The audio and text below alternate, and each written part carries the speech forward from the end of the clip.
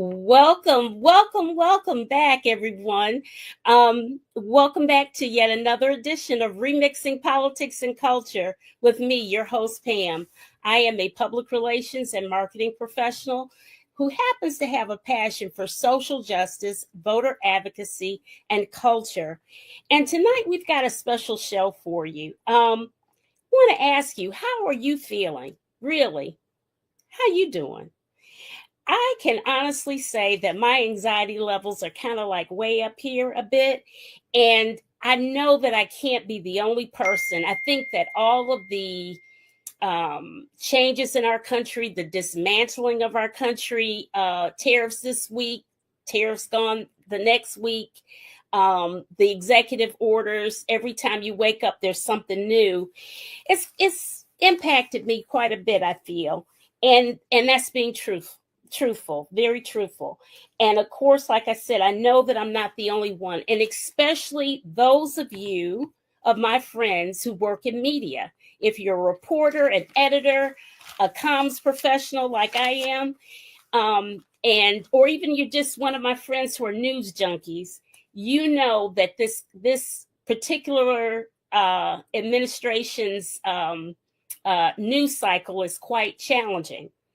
I have some very wonderful guests this evening to discuss our collective mental health and how the news cycle impacts it, and how we're gonna deal with it all, right? Okay, and I see some of you already in the chat. Hello, Brian. Welcome back. Last week I was too tired to do a show. Good to see you. Good to see you, Tracy. All right, Tracy. Okay, so let me bring up my first guest. Hold on.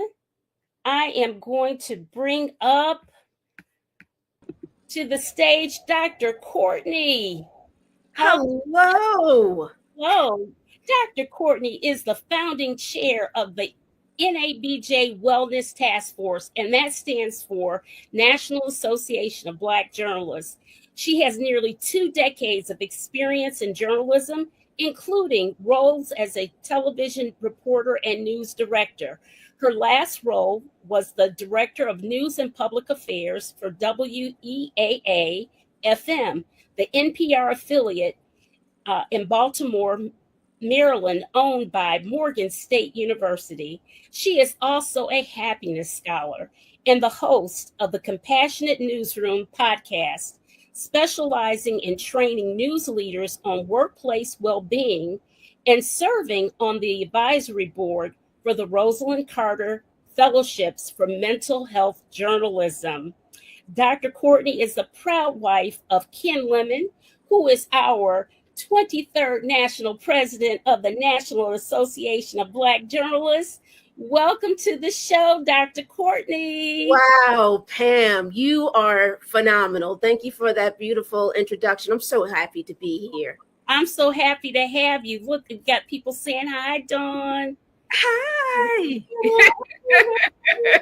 Hey, Renee. Okay. Now, next I'm bringing up Monica Wood to the stage. All right. And Monica is the founder and CEO of the Soul Deep Agency. Monica is a publicist, crisis communications expert, and brand strategist with 30 years of experience guiding individuals, organizations, and public figures through high-stakes media challenges, reputation management, and strategic storytelling. After 21 years building the Monica Woods PR Incorporated brand, Monica expanded her expertise to include counseling and mental health support. You see this thing we got going here? Leading her to transform her agency into the Soul Deep Agency.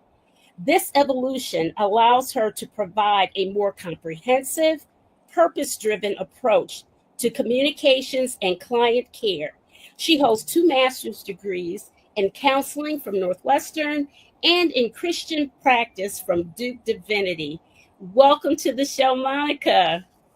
Thank you. Thank you for having me. Hey, Courtney. This is a love fest. Yes, a love fest. That's right. That is right. And last but certainly not least, I have Marie Torres. Marie brings extensive experience in journalism, including roles as a TV news anchor, reporter, and news director. She is currently the managing editor for Spectrum News One in Raleigh, North Carolina, and is the immediate past president of the National Association of Black Journalists Raleigh Durham chapter. Marie is also the founding deputy chair of belonging of the NABJ Wellness Task Force. You guys are going to hear NABJ a lot, okay? And deputy director of Region 3, which is of NABJ, okay? She is a strong believer in compassionate leadership. I vouch for that. Mentorship, coaching, and collaboration with fellow communicators. Guys, this is the dream team here. Thank you all for coming to be on the show. I'm so excited to have all of you. Marie, welcome to the show. Thank you all so much. There's such a wealth of knowledge here. And Pam, you know, I absolutely just love and adore you. And thank you so much for the opportunity to be here tonight. Absolutely. Got to say hi to some more people. Hey, David. Here's Pam Hemphill. She is our J6er who's always doing the thing. Great topic, as we all need to take better care of our mental health, try to live one day at a time, and live in the now. Thank you, Pam. Exactly. Okay, Terry says, hey, Dr. Courtney. Terry, you see all these other ladies on here. Don't just say hi to one. Hi, Terry. And, okay, master class, there he is again. Okay, all right. Mm-hmm. Ooh, so where did we get started? Okay, so, all right. First, I want everyone to at least know this one backstory that in Trump's first initial term, there was a forensic psychiatrist who sounded an alarm bell about his mental health. She was concerned that his behavior, she is a forensic psychiatrist, and she is very knowledgeable. Her expertise is in violence and what have you. Long story short, she got some other psychiatrists together, some 27 at that time, and they published a book. She edited a book about the dangerous case of Donald Trump.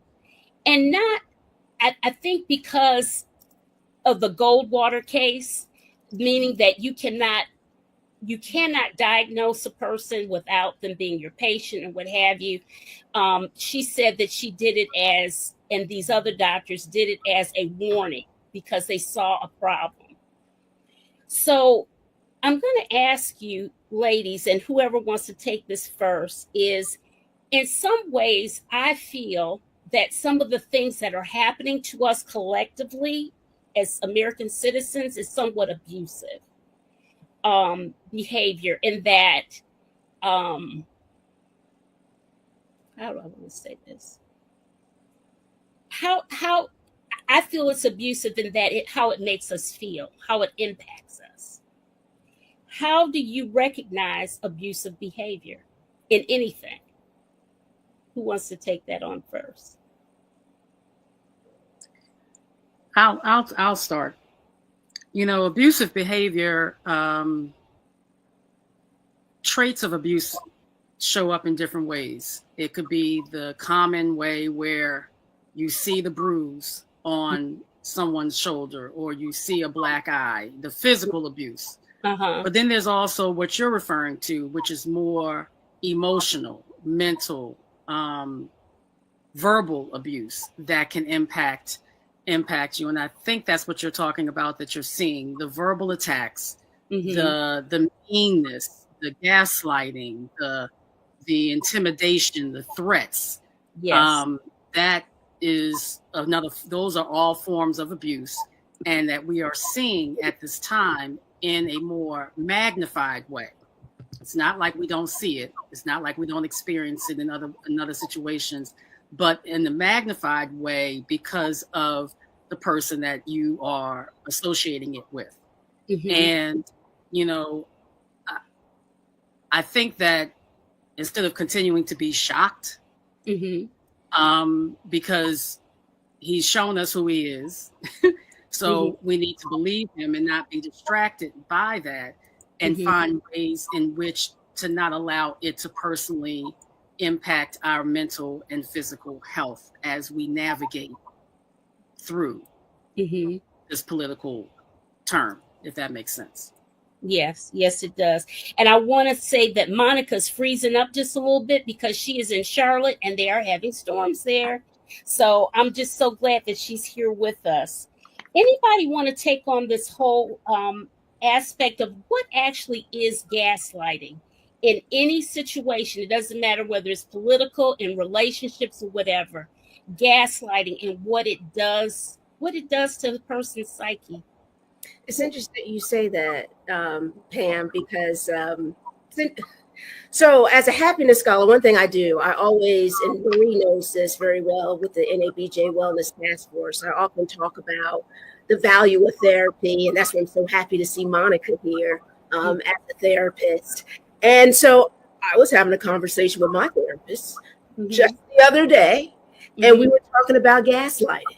And the interesting part to that, she mentioned this movie from years ago that focused in on gaslighting in terms of the person, I guess, starting clicking on and off a light and then letting the person kind of question their existence. And, you know, as what Monica mentioned earlier, that's a form of emotional abuse, right? Where someone has you questioning your reality, questioning you, questioning, your environment. I'm not sure if any of you have experienced that before, but I can tell you I have. I have experienced having someone gaslight me and even questioning, am I seeing this correctly? Right. So yeah, gaslighting is another form of emotional abuse. So it's interesting that you mentioned that, because that is a topic that my therapist and I talked a great deal about just the other day. Marie, any of your thoughts on those on gaslighting? I mean, I've been the victim of gaslighting. I also being a survivor of domestic abuse, and that's one of the psychological effects. I had to go to therapy for that, amongst many other things, related just to overall being a journalist, right? It's the many different traumas that we experience by telling the stories of others, and having to be very close to those stories and how it emotionally impacts us. But absolutely, it's, you see things, you hear things, and then someone tells you you didn't hear what just happened. And I think for me, what helps me get through that, not just as a journalist, but as a person, is having those receipts, knowing, for myself, that gut feeling that you have of this is not right. That has always helped me kind of overcome that. And even, consulting with others, like, did you see and hear what I just saw? Like, as well. But it is very real. I call it as a part of psychological warfare, honestly. But that could be, that extends to just how people interact with people, period. But it is very prevalent, I would say. At least I've encountered it quite a bit in my own life. What would you say? We're going to get into another definition right quick, because everyone throws around this term narcissist. I mean, it's just like the kids learned a new word on the block, and so they want to keep using it, and they call everybody a narcissist. But a narcissist is a very particular thing, type of behavior. Who wants to address what that definition really is? Monica, do you want to? Clinical definition of narcissist, which is basically a personality disorder. And it's not something that I see me freezing. So I'm trying to make sure that I'm okay here. But we do throw it around. We do misuse it, the term, to associate with people who we think are overly confident, self-confident, arrogant, and the like. But a narcissistic personality disorder, as defined in the DSM, which is the Diagnostic Statistical Manual for Mental Disorders, is a grandiose sense of self-importance, a need for excessive admiration, lack of empathy of others' feelings or needs, a sense of entitlement, believing that they deserve special treatment all the time. They're very manipulative and exploitive in behavior, using people to get what they want. That is the clinical definition of a narcissistic personality disorder. Okay. I think that we, in reading those characteristics off, a person does come to mind. However, we cannot, diagnose that person without having had a clinical exchange with him. But I think that we do use that word, we overuse it, and it does not help the situation. It doesn't help at all. It actually waters down the seriousness of it. I would agree with that. That if you overuse it and you use it incorrectly, it does water down the seriousness of it, because it truly is a problem, very problematic thing. So one of the things that has happened with our new normal of administration is that the attack on the media. And I wonder, Dr. Courtney, when you created the Wellness Task Force for NABJ, what was your purpose in doing so? Because we know that media has always been a stressful thing, but it's even more so now when it's called different names of the mainstream media. Oh, you all don't know what you're talking about. You lie. You do this or that. What was your purpose in bringing that to light, of bringing the task force forward?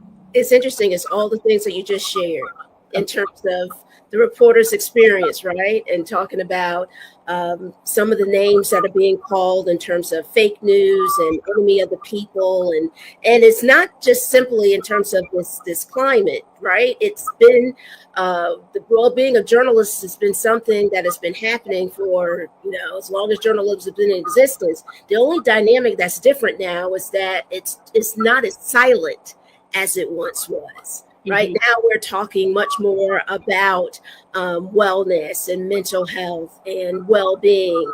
And so the NABJ, the National Association of Black Journalists Wellness Task Force, was born out of making sure that we're dedicated to the well-being of journalists. So as a happiness scholar, I actually train journalists and news leaders in regards to positive psychology and helping them in terms of creating a better workplace well-being culture.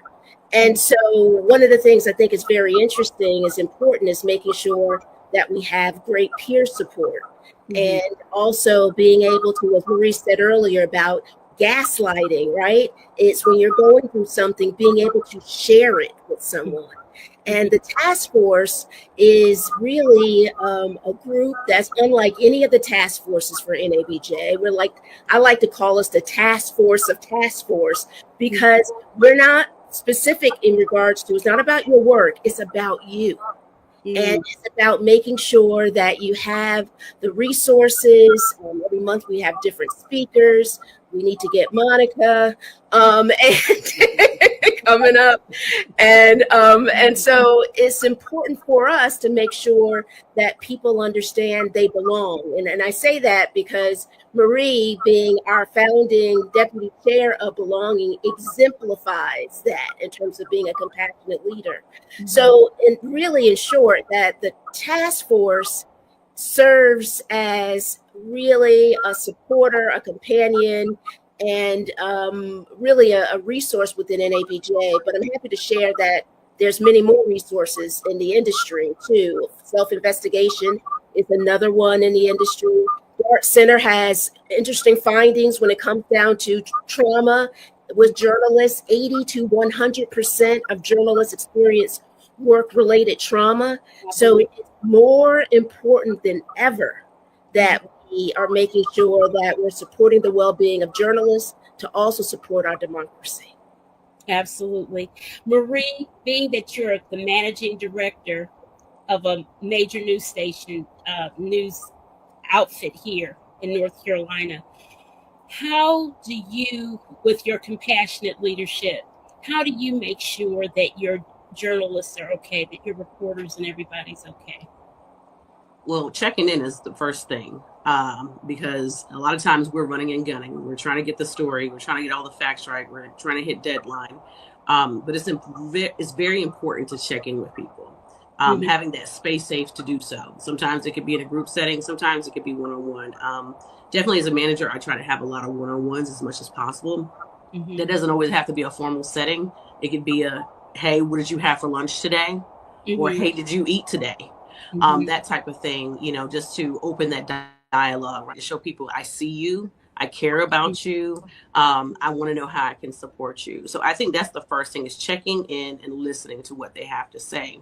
And being able to help them, and whatever, sometimes I may not have all the answers, but how do I direct you to where you can get the answers? What kind of resources do we have on tap? And I'm so thankful that at least our station, in our company, we do have those resources, for Mhm. mental health, as well as physical health.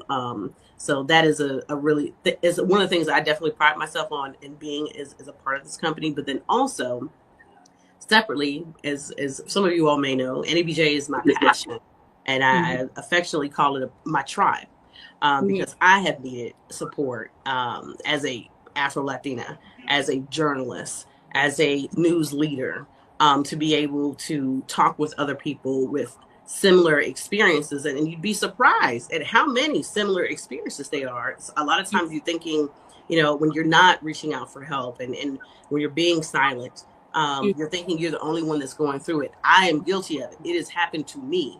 I have Right. been silenced myself, not by anyone else, but myself, Mhm. because embarrassment or shame, or what will people think about me if they knew that, I had this going on and this going on, or this is how I feel, or I'm anxious at the moment when I have to lead. And so it just really helps to have that support system. And then also thank you, Courtney, for, definitely have me a part of the Wellness Task Force. Mental health is such a huge deal to me, because I've had to deal with it myself, and to be able to be a healthy human being, to be able to be a mother, to be able to be a functioning person of society, and just checking in on myself. But belonging is such an important thing to me. Being a child of mixed race, I know what it feels like not to belong. I know Mhm. what it feels like to have to be, people want to put you in this box or that box, Yeah. and not seeing me as a whole person. Mhm. So I know what that feels like. And, we all have these different gifts. And a lot of time, if we're not checking in with folks, and we're not showing people we're available and we're there, how do we even tap into those gifts? And a lot of times it goes back to seeing people. People, Mhm. I know what it feels like to be invisible. My job is to make sure other people don't feel invisible. Right. Right. Well, sounds like people are lucky to be in your operation, because a lot of places, and this is in any work situation, not just in media, in any profession, where people, they want you to grind and grind harder, and so what? You know, we don't care how Mhm. you feel, just get the job done, that type of thing. Um, Brian says, I understand because this is his story. You know what? Alonzo, you wrote so much. If I put it all on the screen, it will cover up all of my guests. And he said, more than a case of a sociopath with narcissistic personality disorder, this is a self hating, loathing individual who has no emotional controls or filters.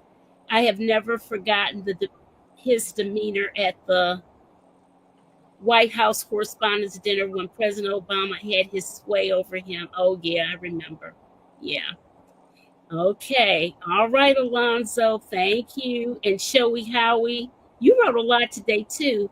There's gaslighting on many of the liberal action groups. Anonymous posters claim that our side is responsible for hate, division in the country, starting arguments and other things. The next concepts in the post try to guilt us into resolving the issues by love, calming the waters, being the bigger person, and making the first move, ignoring the abuse. And Brian, you said you understand because this is my story. Okay. And Renee. Okay, so Renee has a question for you guys. So, what do each of you ladies do to help you deal with your trauma from watching the news? She wants to know how do you all deal with watching the news on a regular basis? Well, I'll go ahead, Monica. go ahead. I think I'm the only one that can easily say that I just don't watch it. I have protected my peace. Mhm. I put my foot in the water, get what I need to get, and then I turn it off. And I don't have to see others, and like Marie and Dr. Courtney and the journalists and the media and those who work in that space have to be up and aware and have it on more frequently. I choose not to. Not saying I'm being ignorant or naive or Pollyannic or anything like that. I just am looking to get what I need to get, process the way I need to process it, and then turn it off. Because it's all about perspective. And I think one of your viewers had referenced that. It's about getting the information, but not allowing the information to get into you. Get what you need to get, but don't let it impact you. Because I think at the end of the day, with all of this, it's about how do we not allow it to impact our well-being.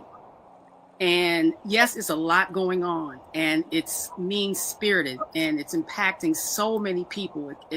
It can be impacting our personal family members at this point. All of the things, and all of that is true. And we can also not allow it to cause us to be overly anxious. Yes. And my mother says this all the time, and she says she qualifies it by saying that it's not a cop-out to say, I just pray.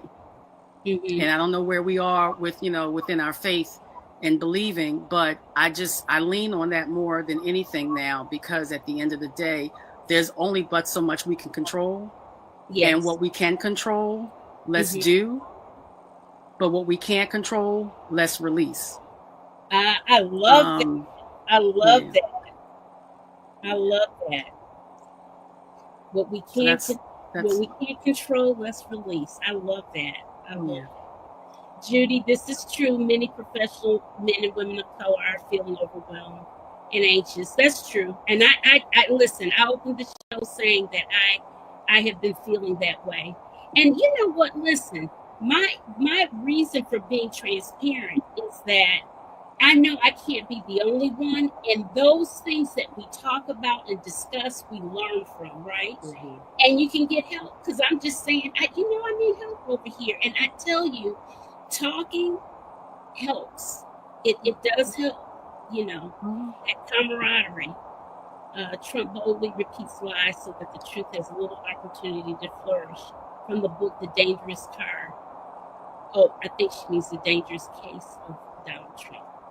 Okay, Pam. Yeah, Pam, I wanted just to chime in as well, just as someone who can't really detach completely all the time from news, because my job is to lead news, and then on top of it, I'm watching news. I'm watching multiple news outlets all the time at work. For me, it is important, right? I got into this field because I wanted to serve, right? For me, look, I'm a double preacher's kid. This was my service, and using my voice and seeking truth and making sure that people were informed. But it's a lot of information. Yes. A lot of information right now, and the information that keeps changing. So a part of who I am is, of course, to make sure that, having honest, truthful broadcasts and stories, being fact-based, having balance, not having one voice and not hearing from another voice. So all of those things are important. But also when it comes to my self-care, and I tell journalists this as well, gotta unplug. You gotta, sometimes you gotta hit that do not disturb. You know, you need to take time to do whatever self-care looks like for you, and you have to be intentional. And that's something that I learned after, you know, years of running and gunning. And, you know, someone, you know, very dear to me, a leader that I once had when the pandemic hit, said, you know, this is not a sprint, this is a marathon. And for me, I was a sprinter in high school. And I was like, all I know how to do is sprint, you know, get it done, execute, get it right. And, you know, that marathon mentality, if you think about a runner, right? What are all the things that they have to do as they run a marathon, right? They have to breathe. They have to have pacing, all of those type of things. And I say the same thing, you know, even when it comes to how often you see the news. And, you know, if you need to take the notifications off your phone for a while, take the notifications off your phone, and come back when you're ready. But make sure that you are taking care, whether it's breathing, walking, running, something as simple as making sure you eat. And I'm guilty of it. I am guilty of not eating or not properly drinking water because I'm so into what I'm doing. But be intentional of taking those breaks, those stepaways, and unplugging when needed. Yes, absolutely. I have something to add to that. I love that you shared that, Marie, because it's so important to have a level of self-awareness throughout it all. So like Marie, being that I'm a professor of journalism and communications, I'm a part of the advisory board for the Rosalind Carter Mental Health Journalism Initiative, where I work with journalists all over the world when it comes down to mental health reporting. So I can't just shut everything completely off, right? But I can be mindful and operate on a level of self-awareness and say, you know, might be a little bit too much right now. I might need to go to my happy place. And recently I found my happy place is looking at videos on YouTube. And it can be mindful videos. And then my husband likes to joke with me because I like watching this monkey called BB. And BB eats with a fork and does all these things, but it takes me away. Right. Moment, right? As silly as BB and Lala is, it takes me away. And so I think we need to be mindful. And it's interesting because the Mayo Clinic has a wonderful article dealing with watching news and consumption that's actually written by a journalist. And she talks about anxiety and also what it can do and how different it is for a journalist, right, versus the public. But one of the things I really valued in that article, she mentioned, you know, being mindful, but then also checking your sources of what you're watching. And if it's editorialized news, you know, be mindful of that. And so, you know, I will admit much of the news that I consume happens to be local news. Local news in terms of the, you know, television news. I am avid, you know, in terms of reading digital news from local newspapers and so forth. And it's something I also share with my students because sometimes they'll come in and they'll say, oh yeah, this was wrong. And I go, well, that's not from a news organization. That is not from a legitimate news organization. That is social media. Like a couple of weeks ago, or maybe a week ago, I'm online and I go, I'm on Facebook and I say, Celine Dion is dead, you know, and then I go and check and I go, oh, social media, right? So we have to be mindful of what we're watching. And it's almost a level of news literacy too, is to think about what we are watching, because then here I go, I reacted. I go, my God, Celine Dion. And then when I go and operated with my reporter hat and went and did my investigation, I go, oh, she's alive and well. Right? So we have to be careful. We have to think about those sources. And at the end of the day, we have to think about the source within ourselves to make sure that we are in tune in terms of how we feel while we're watching the news. And Courtney, I wanted to piggyback off of that because that was part of my notes as well. I'm so glad that you brought it up. But, you know, to help a little bit with that anxiety, as you said, be careful what you consume. It's just like, be careful what you eat, right? If you're eating something that's not good for you, it's going to take a toll. And so it's the same thing with your mental health, being, guarding your mind, guarding yourself, your spirit, your heart, all of those type of things. There's already enough disheartening things happening in the world, but why, consume added stress, to that headline. Some of the things, again, be cautious of overload, period. Even if it's the news, be conscious of that. Be knowledgeable. It's okay. Some of that reduces the stress. It be like actually knowing the facts. Those trusted sources, as Courtney mentioned, and then also do your own research. Perfect example. You went and said, you know what? Let me check this against everything else and not just run with this. And now I'm in my feelings and now I'm spreading it.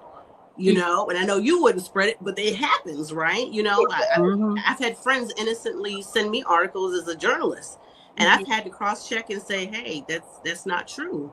But to them, it looks legitimate, right? Because they are not watching the traditional news and they're on social media a lot of times. And that is how a lot of people are consuming their information, even so much so that they're dismissing the news and just getting from whoever who you don't know, who doesn't have a degree, who won't get fired for telling this information. That's how they're getting their information and then making their own the decisions for their lives based off of that. Right. And that's scary. And scary. Okay, so this is what Marie and I do. We piggyback off each other. So one more thing, I love what she shared, because when you're on social media, it can look legitimate, right? Breaking news. You're like, oh my God, breaking news. But that is like this misuse of the term news from an entity that doesn't follow a Society of Professional Journalists code of ethics, that is not operating with the same principles that we operate as journalists. As I often told students, when I was a journalist, no one knew my opinion. It was a challenge for me to be a scholar, because I'm like, oh, you want to hear from me? Because I was already in tune to making sure I'm telling someone else's story opposed to my own. So yeah, we have to be even more mindful as it relates to social media, especially since so many of the guardrails are now off when it comes down to certain platforms. Yeah. Right. Yeah. Okay. Renee talking about compartmentalizing. Howie mentioned something about she was wondering what people in the media feel when we deliberately shut out their efforts. Freedom of the press is part of the democracy we claim to be protecting. And I was going to ask that question next, actually. What is the role and responsibility of the press in our democracy? Who wants to take that first? I'm looking at Marie. Okay, sure. Then I'll tag team you. Yeah. Well, of course, as you mentioned, and thank you for that knowledge there, we're protected under the Constitution. And it's, unfortunately, I felt like over the few years, right, because of the evolution of social media, because of the different rhetoric that's out there, we really have to even defend our right to be journalists. Right. Unfortunately, there's been situations and there's even extra protocols that stations across the country have had to take to protect journalists who have become targeted by, everything from hate speech to physical attacks for doing their job. And to me, one of the things that, I really appreciate someone from Pointer, Al Tompkins, who was with Pointer for a while, he wrote an article about how journalists are also, we're first responders as well, but sometimes we're the last ones to leave the scene, because after the traumatic experience happened, we're still there telling the stories of the people who are impacted. We're following that case to get people the necessary updates, and to if there is a level of caution a community has to happen. And so we're human, right? And we're also feeling those things while also trying to be very fact driven. So again, that's a reason why I always say, we have to remember to take our, self-care very, very seriously, because we're not just dealing with our own trauma, we're dealing with the trauma of our communities as well, and trying to, tell their stories, in an unbiased way, in a truthful way, get all perspectives and all that. So yes, we have our rights as journalists and we are protected under the Constitution. Unfortunately, everyone doesn't respect that. And to me, it's almost like you don't respect the first responder for doing their job. As I go back to the first responder, we're here to do a service. We're here to, help uplift our communities, but also be truth tellers and to hold those who accountable who aren't, serving their communities as well, especially those who are in positions who should be. Yeah. Absolutely. Zach, I see your question here, and I think we addressed this. We had a whole show on NABJ and when we were in Chicago and Trump was there and all of that. Trust me, NABJ we embrace our sister. I think if you're talking about Rachel, I need to post those pictures I took of Rachel when we were in Washington in December for the Washington Association of Black Journalists function. But we trust, isn't that right, Courtney? We take care of our people. We do. Absolutely. A big, and if you don't mind me sharing, Pam, a big entity within National Association of Black Journalists, NABJ, is advocacy. And one of the things that NABJ is on the forefront of is working to protect journalists and to make sure they're protecting our members. So that is another pillar of NABJ outside of professional development and even what I shared in terms of the task force, the wellness task force. But advocacy is a major pillar within NABJ. Well, I will like to kind of piggyback on what Marie shared in regards to democracy. Journalists are truth seekers, and so we need truth seekers as relates to our democracy. But one of the things I think is really important, that's why I'm happy to hear this being shared, is I think it's important in regards to humanizing journalists. And not dehumanizing them, and understanding that, like right across the hall is my husband, who happens to be the national president of NABJ, the 23rd one. And he's also a reporter at WSOC TV in Charlotte. And, he works tirelessly in regards to being a public servant, is what Marie shared in terms of sharing information. And it's really important that people understand he's also a husband, he's also a father.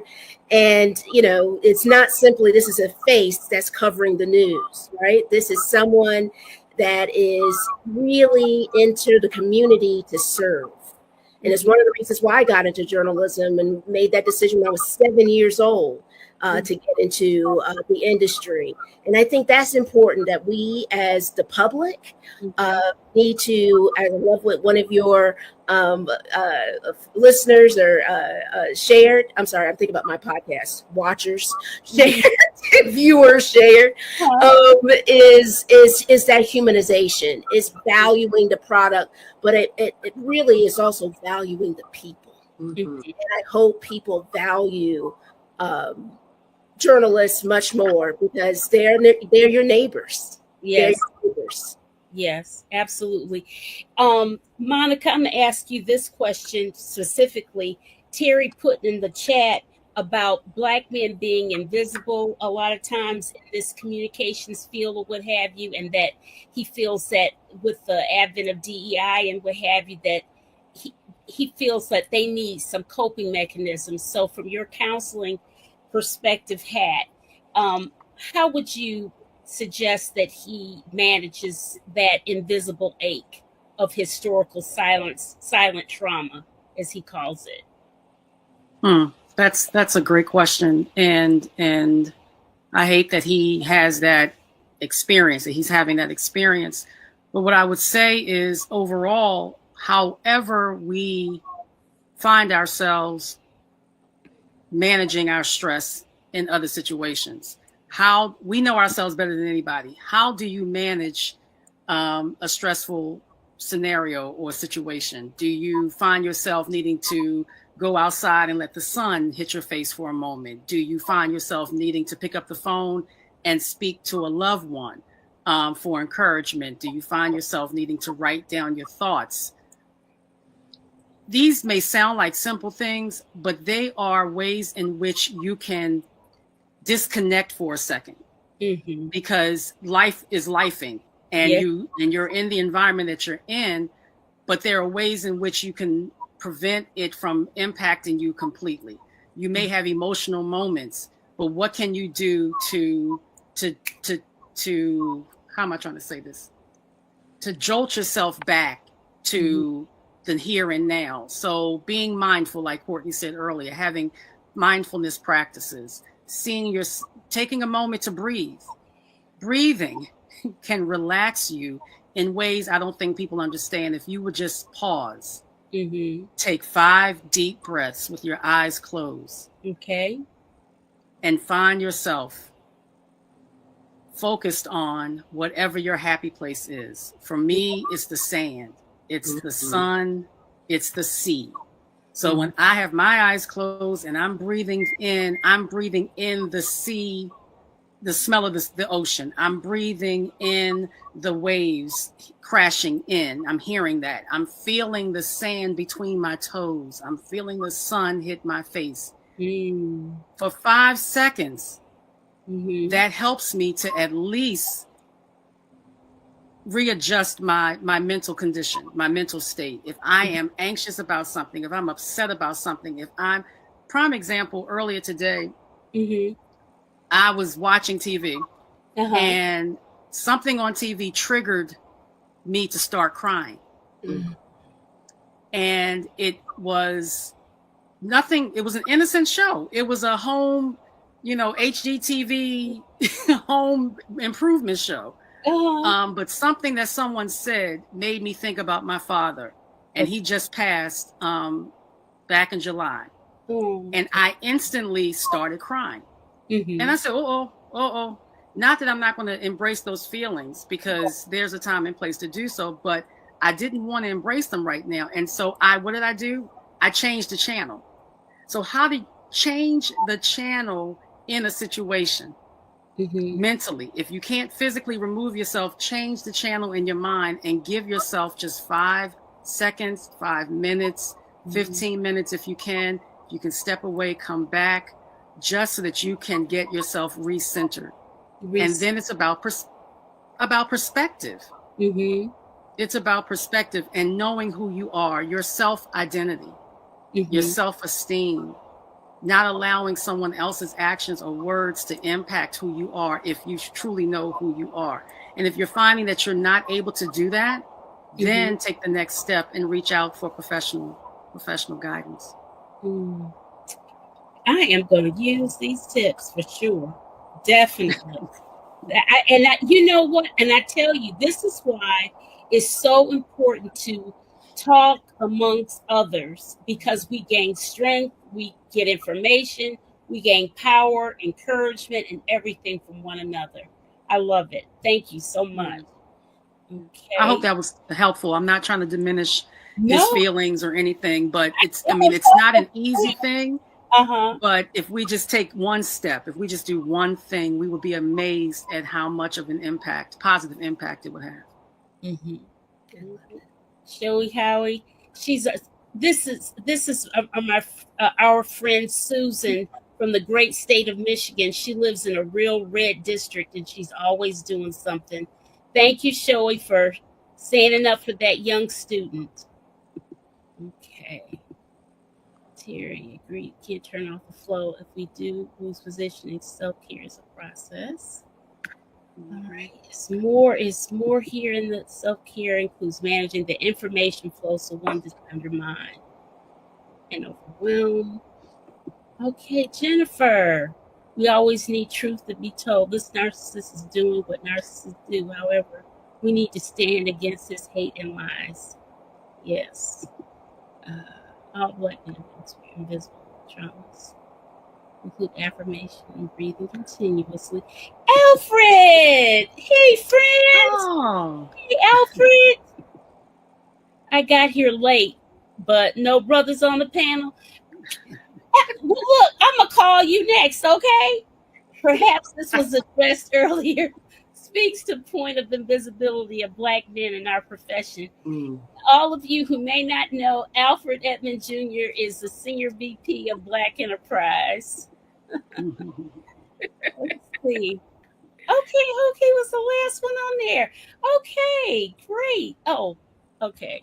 This popped up again. Listen, you guys have been jumping in this chat, and I appreciate it so much. So much. So, I did have another question. How can journalists and communication professionals handle being on the front lines of bad news? Because we did say that it was you, Marie, that said that often that you are they truly are first responders. Unfortunately, I think about our dear friend Jamise Price, who's a reporter at ABC 11, and was some shooting she was at, and I thought I remember thinking, oh boy, I hope she gets away from there fast. But yeah, I'm glad that you brought that up. One thing I always suggest is safety first. No story is important as a lot of our stories are. No story is worth your life in that moment, for sure. So make sure that you do whatever it is. Safety check your surroundings when, if possible, if there's a situation that you're going into, like a protest or a heated situation, having someone else, always making sure that someone back at the station knows where you are. That's very important. Because if needed to help pull you out of it, if you feel like you're in an unsafe space, and that's something you may want to talk with your own leadership teams about.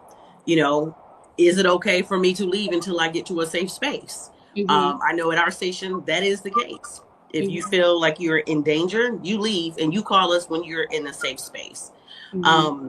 So those are just some of the things, right? But then, a lot of us, we go into this, all right, we got to report, we have to report, but being aware of your surroundings, that's just, that's as important. And I just say that as a person, right? There's a lot of times we come across, okay, there's a loud argument going on over there. My first instinct isn't to run to it, but sometimes with journalists, we're having to run to stuff, but just being mindful and cautious of that. Taking time to decompress. That's, I cannot tell you, there's so many different stories, whether you're on the front lines as in the scene or whether you're behind the camera. I've had the privilege of doing both. One of the most traumatic experiences that I've had was producing breaking news during Sandy Hook. Oh, and being the one who was calling the shots on all the live cameras that I saw, and having to say, what can I show on TV and what I can't show on TV. I'm watching all of these angles of things, of parents crying, and I'm a mother myself, and my child was the same age.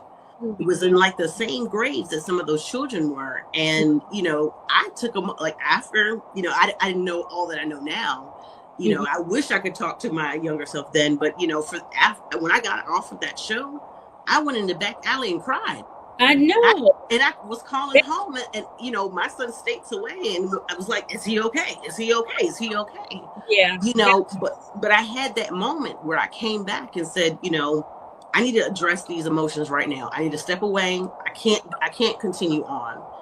I did what I had to do, but I need to step away, because now I'm concerned about my own child, and my own child wasn't there. But that's how psychologically, feeling like you're right there in that moment with those other parents, and then also trying to be respectful in that moment of not showing too much, and to our viewers, and not exploiting a bad situation as well. So there's a lot of strategic thinking that goes into it, but then having that moment, for me, I was forced into that moment. I had to run down the control room stairs, run out the back, alley, sit on the ground, cry.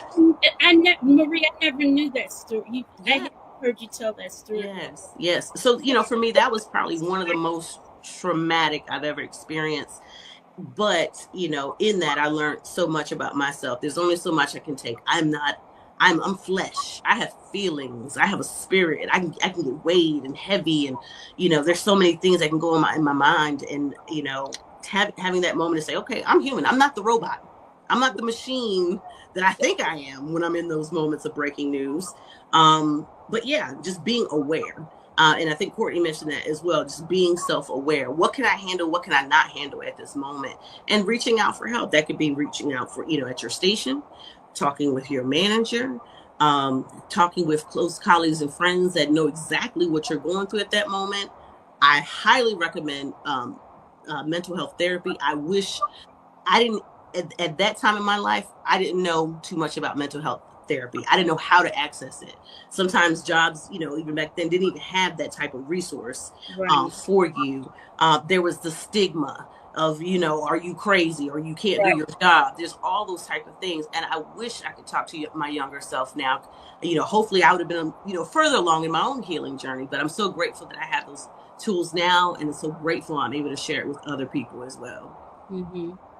I'm glad you shared that, Marie, because it sparked something in me. So when I was a reporter in Philadelphia, really at the beginning of my career, was after I was a reporter in Midland, Texas. And I was really excited because I made a market jump. And also at the time, I was engaged and then got married about a couple of weeks before I started the job. And then my first husband was accidentally shot and killed after 86 days of our marriage. Mm-hmm. And when I went on bereavement leave from the station and I came back, my news director put me on a funeral. He put you on a what? A funeral. I had to cover a funeral for my first day back. And the producers, who are now my besties, they're still in my life, and then Anchor's still in my life. And they had a fit, obviously so. But younger Courtney thought, I got to prove myself. Yeah. I got to prove myself. So I never even contemplated, like, I'm not going to do this. But the beauty of it at 25 years old, and I think I was really fortunate because my father has a background in counseling, and therapy was always discussed in my family. So I began going to a therapist. My first visit was when I was 25 years old as a widow.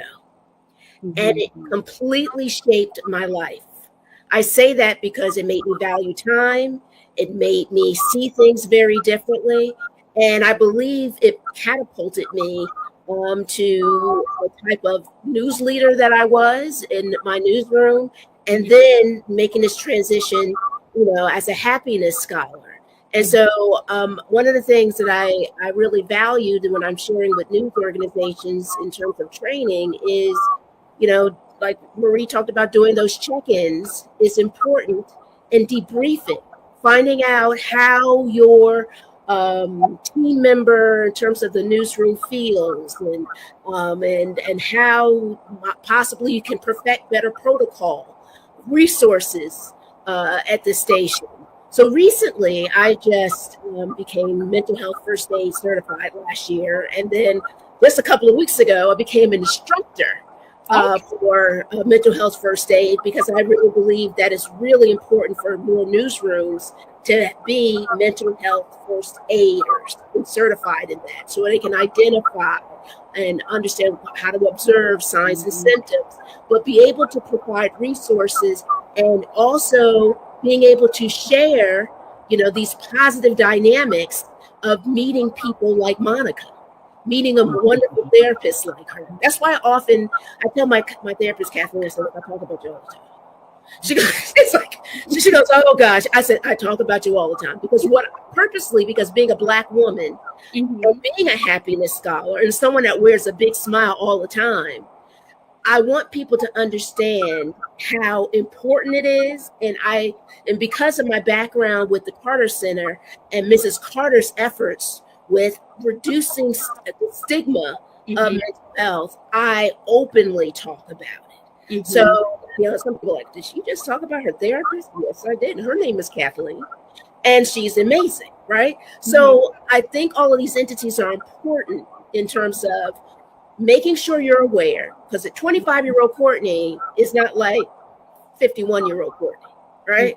Mm-hmm. And another, did I just say my age? I did. 51-year-old Courtney. And I say all that to say is it's important to understand yourself. Mm-hmm. It's important to be in tune when you don't feel like yourself. Mm-hmm. And it's important to understand your resources that are there to serve you. But for me, I'll end it on this note. I have a dentist for my teeth. I have a primary for everything. I have a gynecologist. I'm going through menopause. I just said I am 51. But what's important is that that's a whole nother show. It is a whole, I'm telling you, Pam. But just like I mentioned, all those important people, I will always have a therapist. There's never going to be a time in my life that I never will have a therapist. I've had one since 25. And I value her being a part of my self-care squad. And that's important to think about when you're thinking about building a plan for your well-being. Wow. Listen, you know what? I think that I'm always amazed that at every show, I always learn so much. And I love to learn new things, but just when you think you know something, you learn something more, and it becomes richer, and just so much more valuable.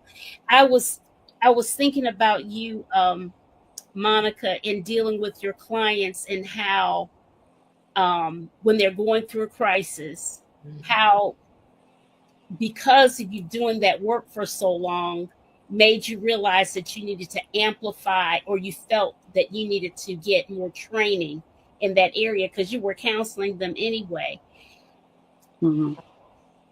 Speak a little bit on that, on how you help them with their anxiety when they are dealing with reputation management. Bad things happen and you're trying to fix it. Yeah, my other hat, my main hat, which is in public relations and crisis management. For 30 years, I've been in that space on one level or another, and I have found myself just being able to connect to the humanity, regardless of the situation. I don't judge. This is a judgment-free zone. I don't care what it was, what happened, how it impacted. It's just a human being who made a mistake. Now, this mistake could be severe, but let's just break it down to the fact that a mistake was made or a situation occurred that now you have a negative public impact. I've always just been that person, just a calm space, a calm and safe space. And so in helping somebody manage through it, first of all, understanding how it impacts other people besides themselves, then how to address the casualties, if you will, of the situation, but also then how to rebuild from it. And oftentimes I don't know about the anxiety part as much as you feel shame. You feel guilty about something that has happened. And so how to rethink and re-see yourselves as a human being who made a mistake. And there are consequences to your actions. And with that, here's how we address those. But let's try to heal yourself as well, because there will be a day when this will be an old news story. And where will you be at the end of it? Where will you be outside of that? Where will you be after that is all said and done, when the dust settles and you've moved on to another crisis, media crisis. And so wanting to help people just to see and forgive themselves. And that's been throughout my entire professional journey. The whole wanting to become a counselor or getting my degree in counseling, it does make for a perfect match, but it also was because of the value I found in my own self-care and getting therapy, because of me feeling guilty about things, me feeling insecure about myself, me not liking my past and trying to understand it and how it impacts how I was doing things. And so that's the reason why I got into therapy. I mean, I got my degree in counseling. It just happened to make sense, to your point, Pam, that a crisis manager now has a degree in counseling, and how it's just a perfect combination to help people be better. Absolutely. Guys, I have enjoyed you all so much. I have truly, and I hope the audience, I think from you guys' activity, I think you enjoyed it too. I appreciate all of your comments. That there's so many and some new people in the audience and stuff. I'm just so excited. Thank you so much. And you guys hit that thumbs up button wherever you're listening from, especially if you are on YouTube, please. And subscribe, okay? All right. Well, let's say goodnight to everybody. Thank you, ladies, so much. Night. It's your first time, but not your last time, I hope. Okay? And I hope those thunderstorms get better there, Monica. Well, I mean, Courtney's in the same city, and for whatever reason, she's not freezing up, but I'm having, difficulties, but it's all good. We made it through. Thank you for your patience. All right. But I'm in Gastonia, so I'm shocked. Oh, yeah, that's right. Yeah. Okay. Just the hairs off a little bit. Just the hairs off. Right. Okay. All right. I love you all. Let's wait Take tonight. care. Good night, everybody.